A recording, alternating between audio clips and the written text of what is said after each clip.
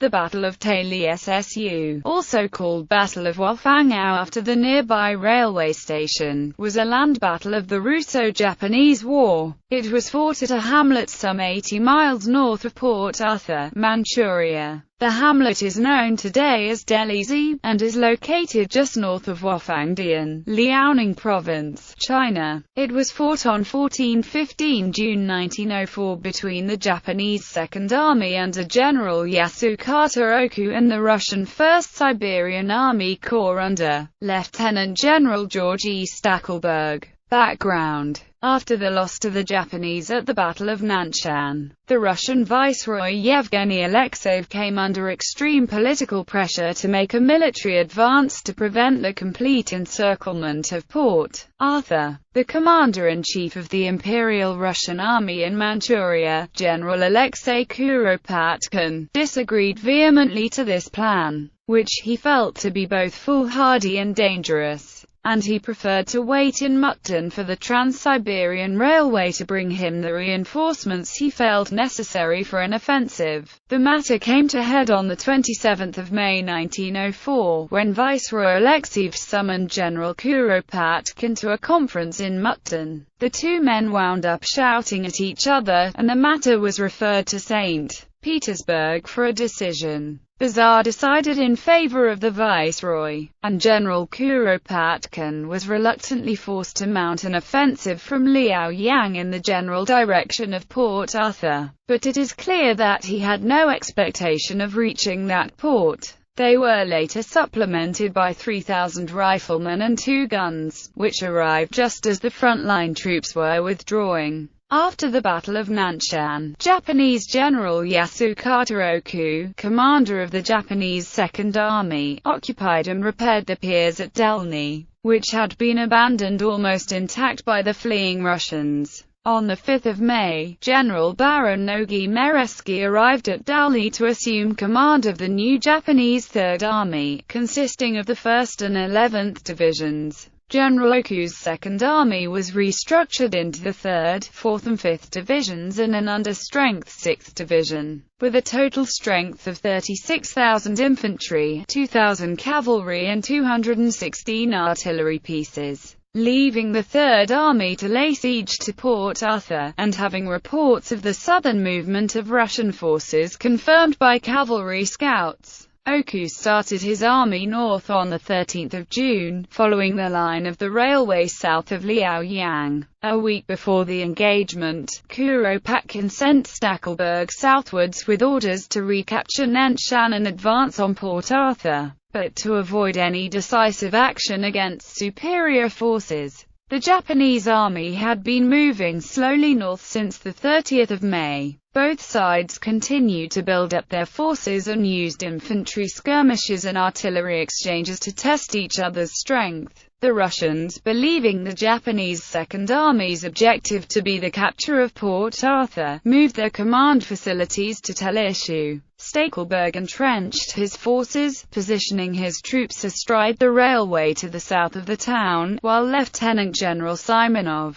commanding the 19th Cavalry Squadron, took the extreme right of the front. Oku intended to attack frontally with the 3rd and 5th Divisions, one on each side of the railway, while the 4th Division was to advance on the Russian right flank down the Fual Valley. Being the superior force and having the definite purpose of fighting his way north, Oku began to move on the morning of the 14th of June. The battle. On the 14th of June, Oku advanced his forces northward toward the entrenched Russian positions near the village of Te-li-Ssu. Stackelberg had reasonable prospects for victory that day. The Russians had possession of the high ground and field artillery. However, rather than cooperating with the defenders by charging straight up the valley into the Russian defenses, Oku advanced the 3rd and 5th Divisions along the center as a feint, while maneuvering the 4th Division rapidly to the west in order to envelop the Russian right flank. Although Russian outposts detected this move, misty weather prevented him from using their heliographs to warn Stackelberg in time. The battle began with an artillery engagement, which demonstrated the superiority of the Japanese guns not only in number but also in accuracy.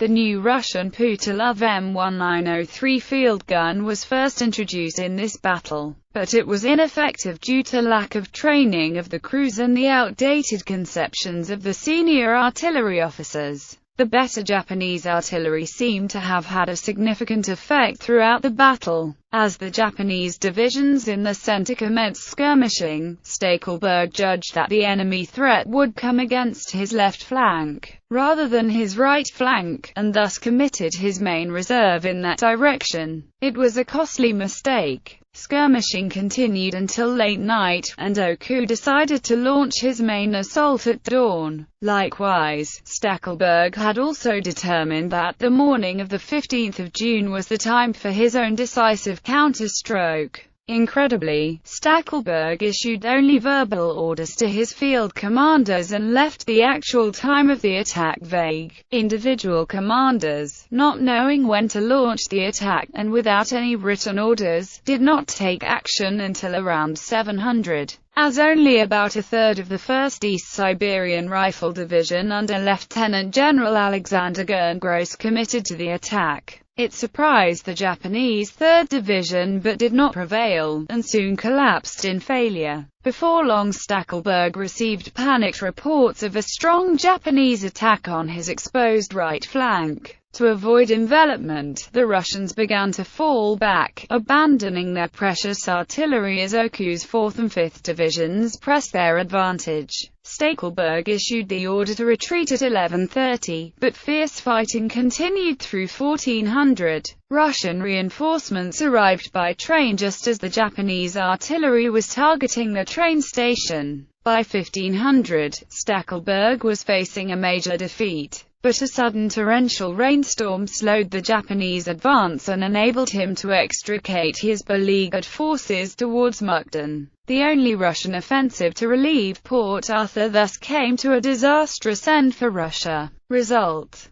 total Russian casualties totaled around at least 3,500, although some estimates give figures as high as 10,000, 3,500 per official records. Japanese casualties totaled only 1,163. The danger of any attack by General Kuropatkin's forces having been removed by the victory at Te-li-Ssu, the Japanese advance against Port Arthur began in earnest. On the same day as the Battle of Te-li-Ssu, Russian cruisers based at Vladivostok sank 2 Japanese troop transports off the coast of Japan, killing over 2,000 men and costing the Japanese several batteries of siege guns that were badly needed for the stalled siege of Port Arthur.